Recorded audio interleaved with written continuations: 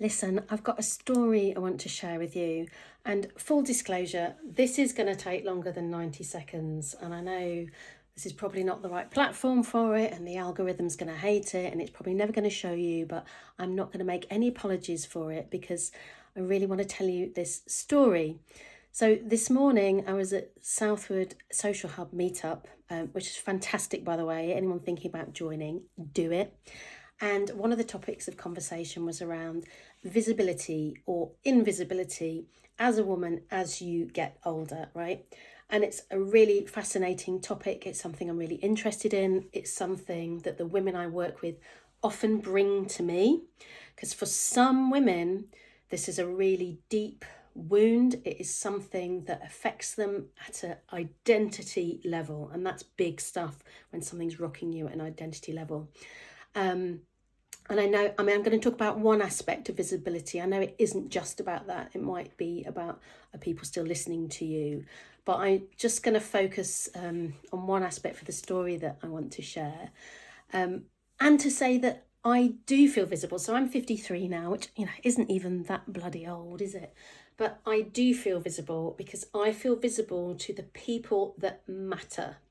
So the people who I want to see me and hear me and listen to me do, and likewise I see and hear them as well. So that does mean there's like a massive percentage of the population that are not interested in me, don't see me, don't hear me, and that is absolutely fine by me. In fact, I find it liberating. I like being able to go about my business without people taking much notice of me. So that's good with me. And I know obviously these things are affected perhaps by the industry you work in. So, 20 years ago, before I was a therapist, I was an actor. And maybe if I was still in that industry, I might be feeling it more than I do now. In this job, it's seen as a positive thing that you might be older with more life experience, more wisdom. So it's different for every woman, and it might also depend on what your level of visibility was like when you were younger. So I wasn't a massively visible woman in my 20s either. I was in London in my 20s, and literally every direction you turned in, there were people far more interesting or attractive than me, and I loved it. I absolutely loved that. I love being a small fish in a really interesting pond. So my visibility level's probably been fairly constant. So I've not had to experience like a perceived large change or drop in my visibility. Anyway, when I was leaving this morning, this story came back to me that I want to share with you. So back in, I think it was 2014, so I would have been 41 then, we went to a festival called Secret Garden Party. I don't know if you know that festival, but it's a very beautiful festival. And at that time, I do think the demographic has changed a little bit more recently, but back then I was 99% young, beautiful, tanned people who like the professional festival goers who literally just spend the whole summer going from festival to festival. I mean, it was amazing people watching. They were all absolutely beautiful. I loved it. Now, that was my first experience of they literally did not see us. They would look through us like we weren't there, right? We could have been waving our arms around in front of them, and it's like we did not exist, right? Which I found really amusing. We found it funny, right? But there's a couple of things I love about festivals. One is dressing up. That bit will come in a minute. And another thing is having random chats with random people. In fact, I have some really brilliant friends now in my life because I met them chatting at a festival. Like, you just say something, you spark up a conversation, and then here we are many years later, really great friends. So I love that about festivals. It's really joyful.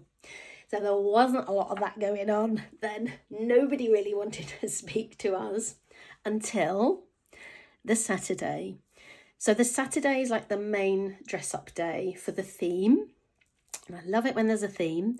And we had, I don't know if we maybe slightly misunderstood the theme, or I think we'd looked a little bit more deeply into the theme, and everyone else, it was a little bit more surface level. It was literally what it said it was.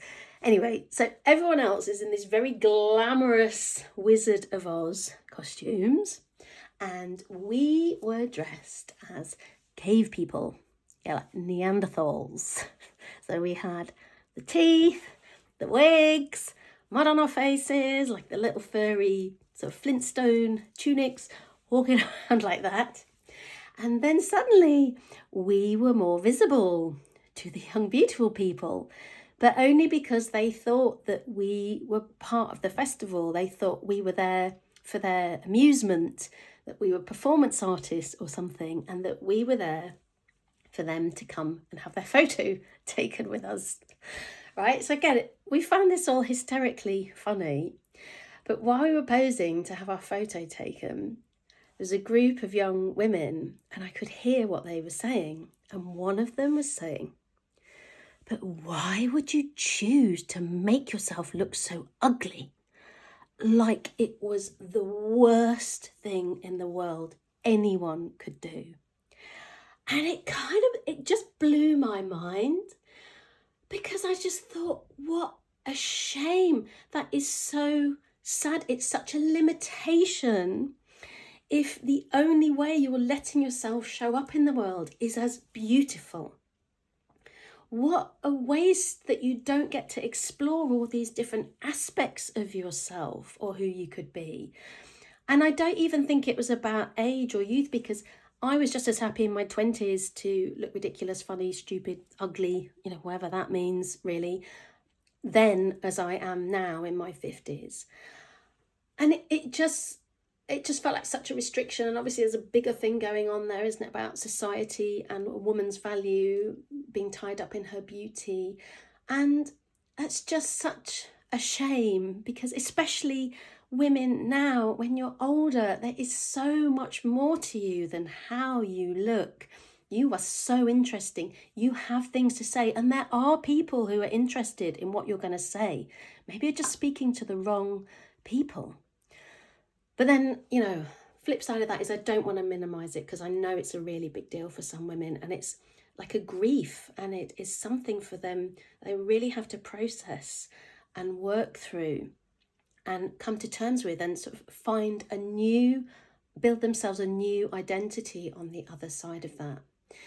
Anyway, I'd love to know what you think about it. Yeah, I said it was went on a bit longer than I thought, but please share with me your experiences or how you feel about your visibility as a woman in your 40s, 50s, 60s, 70s, however old you are.